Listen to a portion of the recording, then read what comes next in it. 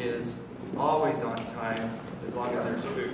There's no food tonight, so we'll just get started and realize that we're not in Hawaii. So, I'm Jared Nielsen, and I just want to introduce my team tonight, and then we'll get started and share with you a little bit some thoughts about gaming and also being able to understand our brain and its development. I'm really happy that there are so many young people here tonight. So thanks for taking the time away from your home studies and your practices and the fun things that you could be doing to come and listen. I hope that as we're interacting tonight, that you feel comfortable enough to ask questions. And then also that if you have something that you're not really wanting to ask in a group setting, that afterward you can approach us and ask those questions too.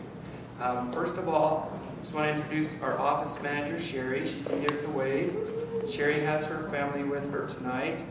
And then we have Miss Lori. Miss Lori works with us too. And her family's with her tonight. One other one out there.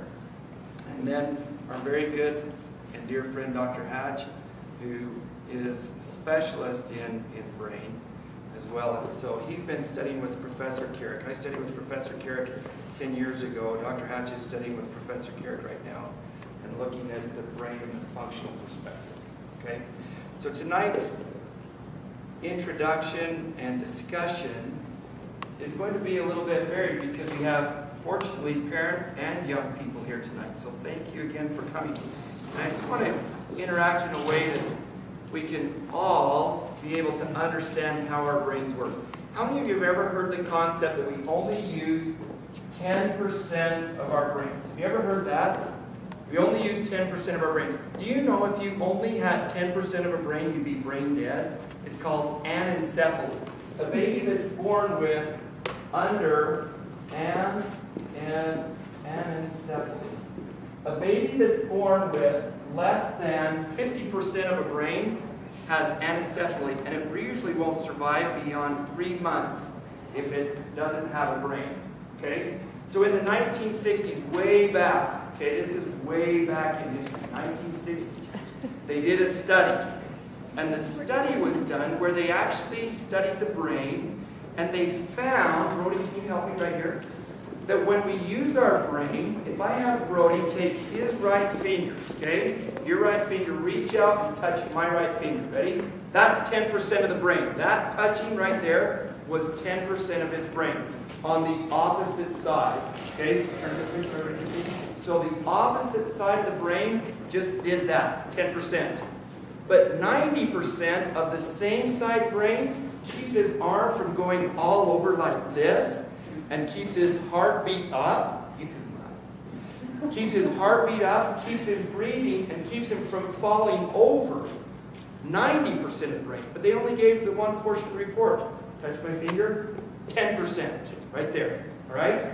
But the 90% of the brain is actually being facilitated to make that motion actually happen. Fascinating, isn't it? We missed that part of the study. That they would actually give us that report and retain 90% of the information. Do you ever feel like you've only gotten 10% of the information? Do you ever feel like you go to vote and you only got 10% of the information? I just thought of that because here we were voting in this room. Okay? Welcome, guys. So when we look at the brain, there is actually 100% activity. And this 10% then is what we look at as only contra or opposite contralateral activity versus the 90% that is ipsilateral or same side. Okay? So when we actually look at this amazing brain, it's constantly working. It's constantly engaging, and it's constantly interacting and assessing our environment.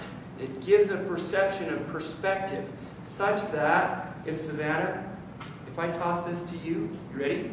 Okay? I toss that to her, look at her catch. Isn't that amazing? Do you know that some people can't catch? Some people don't have that development in their brains. Can you pass it back to me? Like me. See that? Good toss, thank you. Some people can't catch. Some people can though, and her ability to catch is part of her brain's development. Do you know that when we look at the brain, one of the best windows into the brain are our eyes. Okay?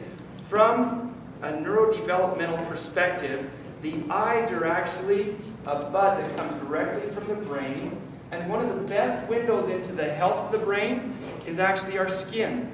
So as you see people aging, we start to get bigger and bigger spots on our skin, and drier and drier and drier skin. And you start to see then the other thing is posture. Okay? Posture is actually an indication of the brain's health and the brain's strength. So as we age, we end up in the little wheelchair, okay? That's because our brain is aging and we're no longer able to be quick and able to respond. Okay? Now the amazing thing about the brain that we look at is all brains. How many of you like to pick up snakes? Anybody a snake man? Snake man? Snake man? Another snake man? Okay? The snake has a brain that works off the principle of survival. He only asks, can I eat it or will it eat me? Or can I make more snakes if I meet with that snake? That's the only questions it asks. Okay? That's why he's cold. But when we look at higher animals, or even fish, or even then mammals like your dog, or us as human beings, the bigger the brain becomes, the more the area develops around the eyes. Okay? So we call this area the frontal lobe. The frontal lobe has the ability to look at other people and start to plan. To actually say, you're approachable. Or maybe, I'm kind of scared of you, you look too strong. Okay? It has the ability to plan and create a plan that says, you know what? I know what 5 times 5 is. Easy. Okay? And it actually enables me to communicate. So it actually formed the word to say 25. Pretty neat. Okay? So when we look at the brain, the more we actually start to look in the frontal lobes, we also start to see human interaction. How many moms and dads do we have here tonight? Yeah, look at all these moms and dads. Do you know that your frontal lobes actually allow you to make that connection and to be able to create together a plan? To be able to get your first home, to be able to get your first car, to be able to finish your education together and create then a family is frontal lobes. And that's where we express the greatest form of humanness. Okay? The highest forms of human expression are engaged in the frontal lobes of the brain. So, how many of you have a frontal lobe? Everybody here, you're right.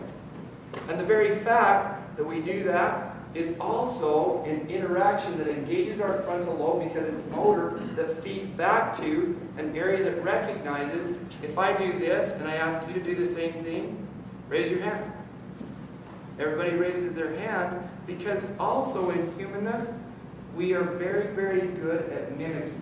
So what happens is, again, I'm going to use Brody because I think he's the youngest. Okay, come on up again, Brody. When Brody first started to learn how to walk, do you know who he was mimicking? Mom, who was he mimicking? Probably brother. Probably brother, that's right. And then as he continued to grow, what pictures do you have him wearing some big guy's hat and some big guy's boots in his diaper? Do you have any of those? Yeah. Yep.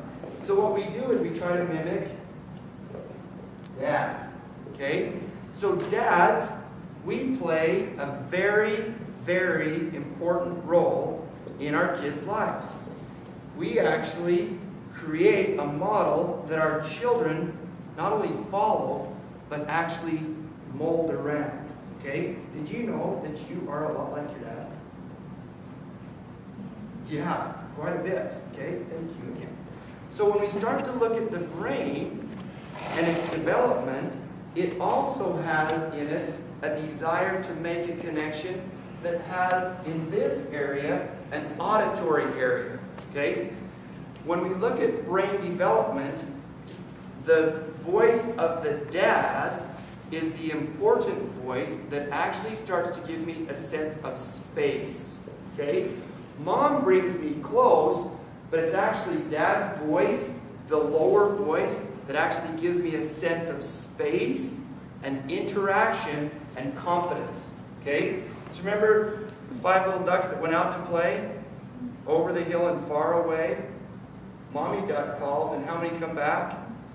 4, and then 3, and 2, and 1. But when the daddy duck says, quack, quack, quack, how many ducks come back?